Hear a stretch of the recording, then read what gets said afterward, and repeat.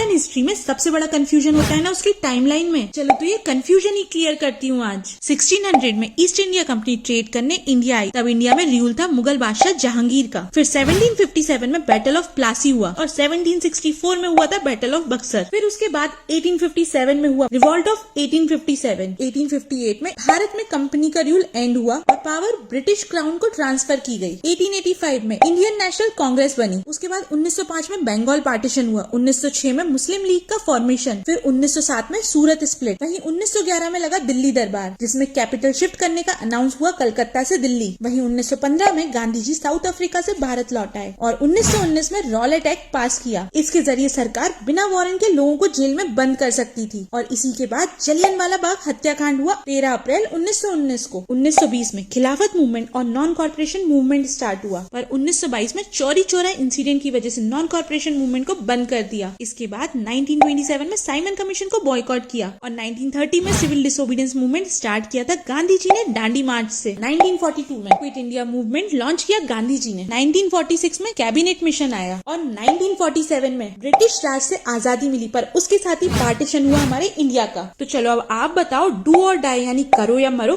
किस मूवमेंट का नारा था?